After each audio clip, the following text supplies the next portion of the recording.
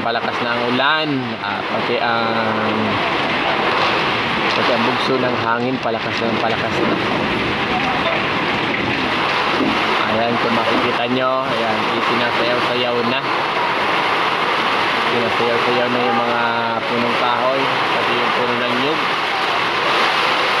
Ito po ay naganap ang ngayong oras na alas 8:30.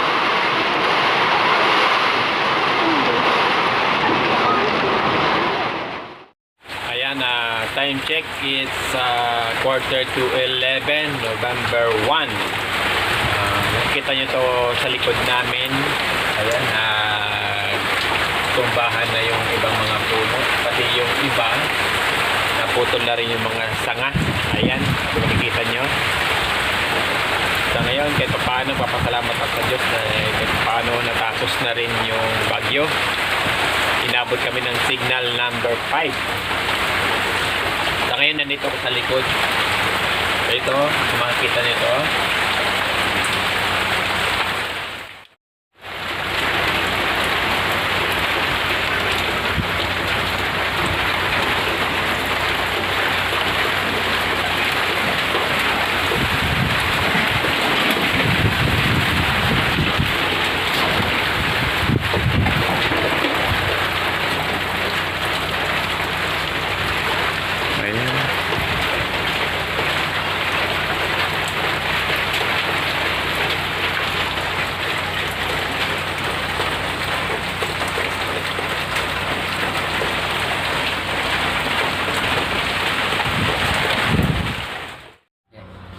mga kaibigan, alaon na i-medya na po ng hapon po dito sa amin. So, bale, umalis na yung bagyo kanina pa. Medyo tumilat-ilan ang ulan. Kung makita-kita nyo, medyo uminit-init na rin. So, ipapakita ko to sa inyo. Yung nangyari dito sa amin, ang mga tanim namin at mga ibang puno na nagtumbahan o naputol. Halika!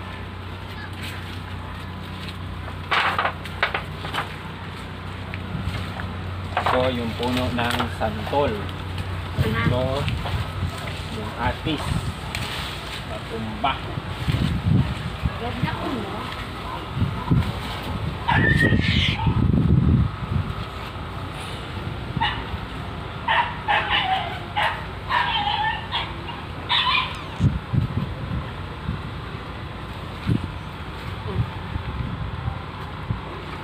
Ito yung puno ng santol. Ito yung sanga ng santol.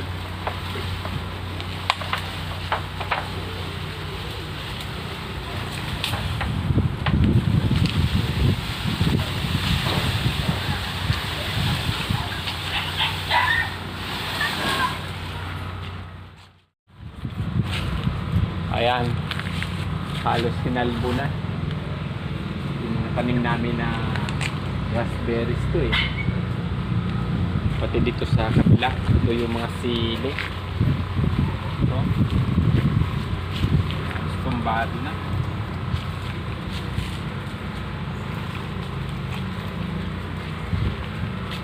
Ito yung papayat na.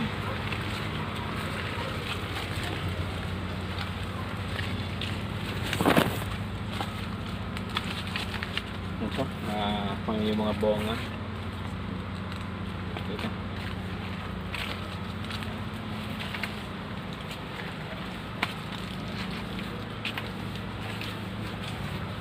Ito, sayang nga lang, mga maliliit pa. Pero yung malalaki, nakuha na namin. Pero itong maliliit, sayang nga lang.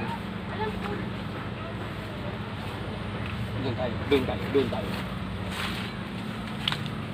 Opo. Tingnan. Ito yung mga yung sa Indian mango na naputol na mga sanga. Malakas kasi yung bagyo kagabi. Ayan yan.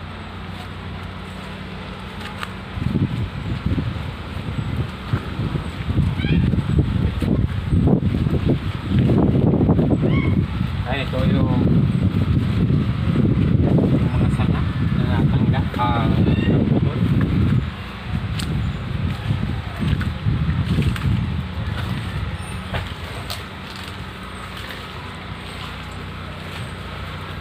Ito yung mga bayabas na meron na sa bunga. Meron pang bunga. Oh. Bayabas. Medyo natumba na. Parang wala na itong pag-aas.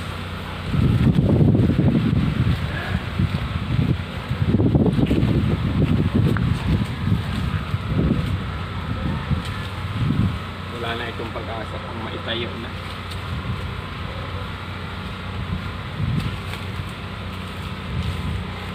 Ito naman yung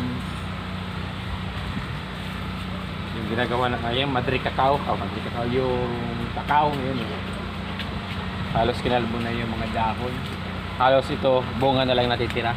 Buti hindi nahulog. Pero yung dahon halos na wala.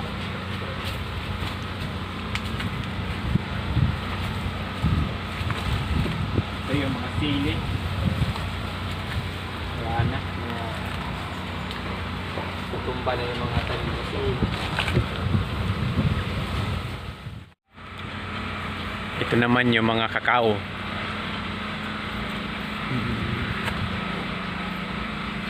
Halos naubos yung mga dahon, pero ang natira mga bunga na lang. Mas makapit ang mga bunga kaysa sa mga dahon na yun. Pero patumba na rin tong kahoy na to.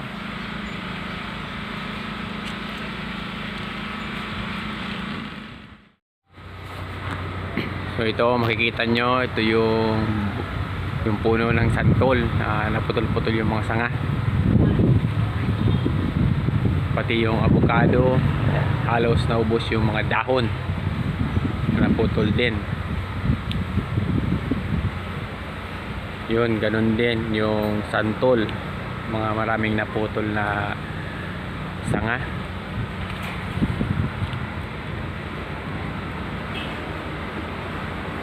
Ito yung nyug.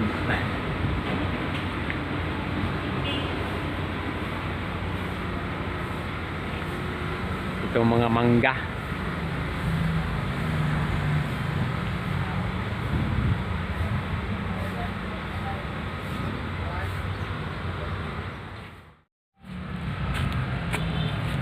Ayan, pati yung puno ng balimbing Star fruit. or star fruit sa English. Halos naputol yung mga sanga, pati yung bunga nawala. Yung mga sili, yan. Kaya grabe ang lakas ng bagyong Rolly.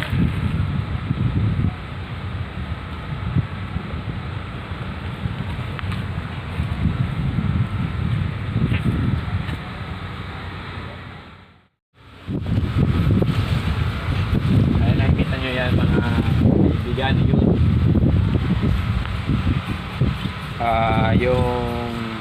Yung kalahati ng bubong nila. Ayan. Buti hindi nilipad. Kung nilipad yan, wala lang. Hindi nila makukuha yan. Buti nakakabit pa rin yung kahoy.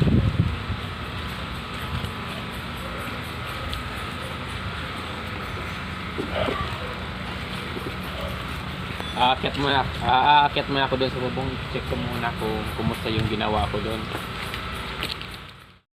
Ayan mga kaibigan, nandito ako sa taas ng ating bubong. Buti naman yung mga ginawa kong mga gulong ay hindi nadali. Andyan pa rin. Kahit papaano, papasalamat ako sa Diyos dahil wala man nangyari sa amin.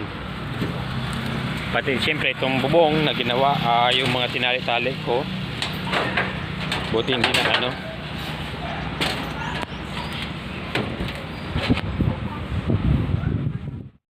Ito po ang nakikita nyo sa likod ko. Ito yung bubong ng kapitbahay namin.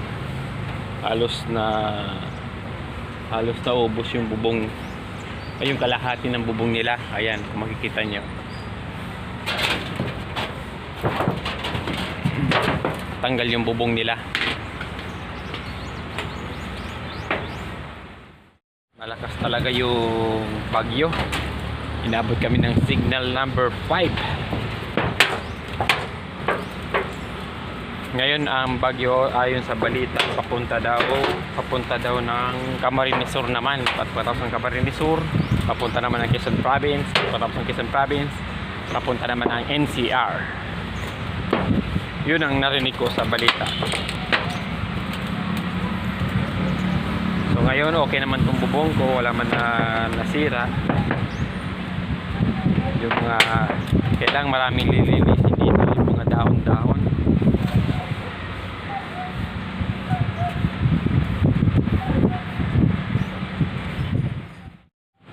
Buti yung bubong ng kapitbahay namin, buti hindi tumilapon kahit saan. Buti dito lang siya. Kung hindi, wala na, hindi nila makakuha yan.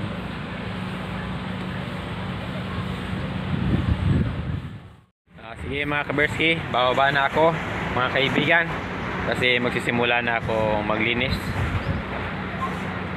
Maraming lilinisin ng mga dahon. Saka ito, mga lilinisin din. Sige, sunod na ulit. Bye-bye.